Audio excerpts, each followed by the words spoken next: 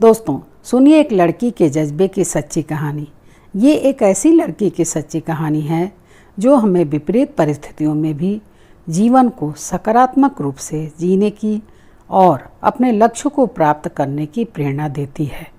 बात 25 सितंबर 2000 की है। उस समय मैरिकेल एप्टेन महज 11 साल की थी। उस दिन वो अपने अंकल के साथ पानी लाने के लिए बाहर निकली हुई थी। रास्ते में उन्हें धारदार हथियार लिए 4-5 लोगों ने घेर लिया। उन्होंने अंकल से ज़मीन पर झुक जाने के लिए कहा और उन्हें बेरहमी से पीटने लगे। यह सब देख मैरिकेल सदमे में आ गई। वो उन लोगों को पहचानती थी। वे कोई और नहीं, उनके पड़ोसी थे। उन्हें लगा कि अब उनकी जान भी खतरे में है, इसलिए वो उनसे बचकर भागने लगी।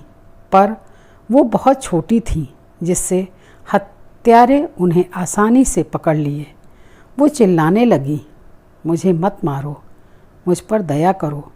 पर उन दरिंदों ने उनकी एक न सुनी और उनमें से एक ने गले पर चाकू से वार किया, जिससे मैरिकेल ज़मीन पर गिरकर बेहोश हो गई। जब थोड़ी देर बाद उन्हें होश आया तो उन्होंने देखा कि वहाँ उनके चारों तरफ खून ही खून फैला था और वे लोग अभी भी वहीं खड़े थे। इसलिए उन्होंने बिना किसी हरकत के मरे होने का नाटक किया। जब वे लोग चले गए तब वो उठी और घर की ओर भागने लगी। भागते भागते ही उन्होंने देखा कि उनकी दोनों हथेलियाँ हाथ से जुड़ी हुई लटक रही हैं। यह देख मैरिकेल और भी घबरा गई और रोते रोते भागती रहीं। जब वो अपने घर के करीब पहुंच गईं, तब अपनी माँ को आवाज़ दी। माँ बाहर आईं और अपनी बेटी की ये हालत देखकर बहुत भयभीत हो गईं। उन्होंने बेटी को तुरंत एक कंबल में लपेटा और हॉस्पिटल की ओर ले गईं। हॉस्पिटल दूर था। पहुँचते पहुँचते काफ़ी वक्त बीत गया।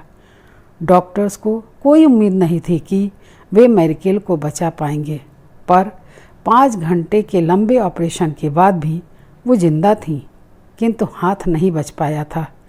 दिक्कतें यहीं नहीं खत्म हुई। जब वे वापस अपने घर गए तो वो लूट कर जलाया जा चुका था।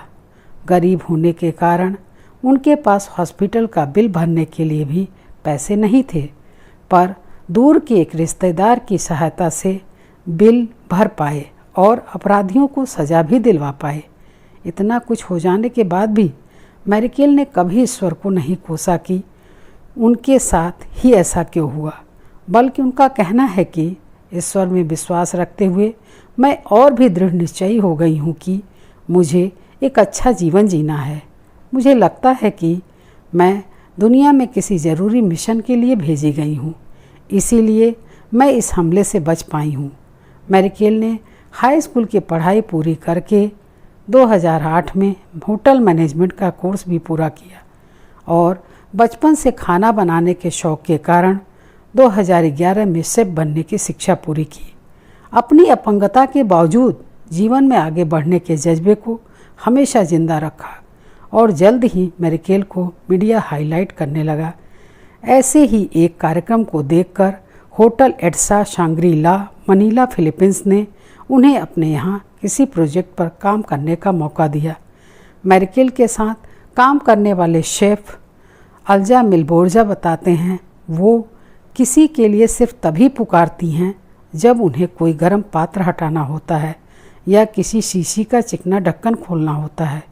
वे आज भी उसी होटल में शेफ़ के रूप में काम करती हैं और अपने जज्बे के दम पर लाखों करोड़ों लोगों को प्रेरित करती हैं।